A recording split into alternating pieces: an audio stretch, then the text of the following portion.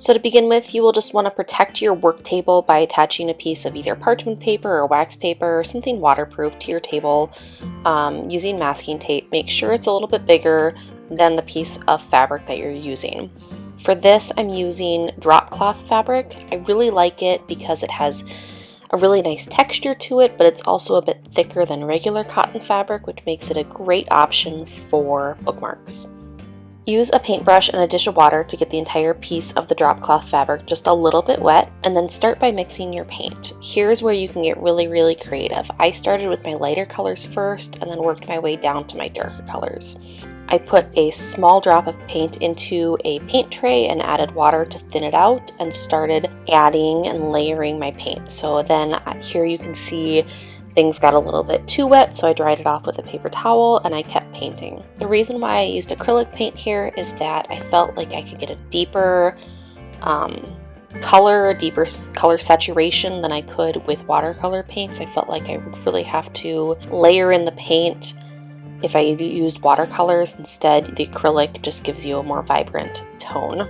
And like I said, you really can do whatever you want here. I just started with the lighter colors and worked my way down to the darker colors. So I used everything from light blue to teal to royal blue to navy to black.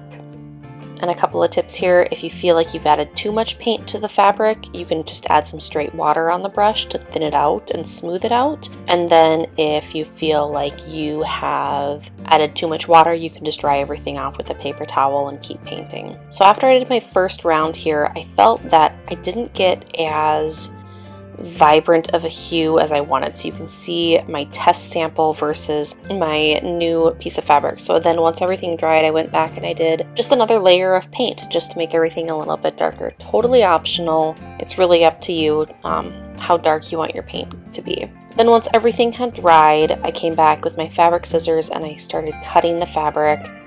With your bookmarks, you can make these as wide or as thin as you want. I made a couple of different widths.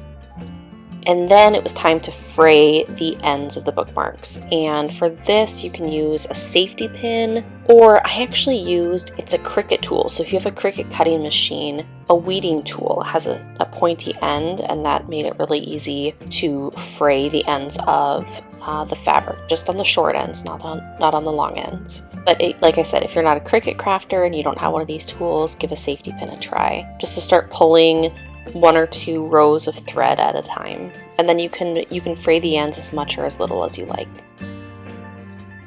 But that's it. Painted fabric, no-sew bookmarks that you can customize with really any color combination that you like. For a full tutorial and supply list, head on over to my blog. I hope you enjoyed this tutorial. Until next time, happy making.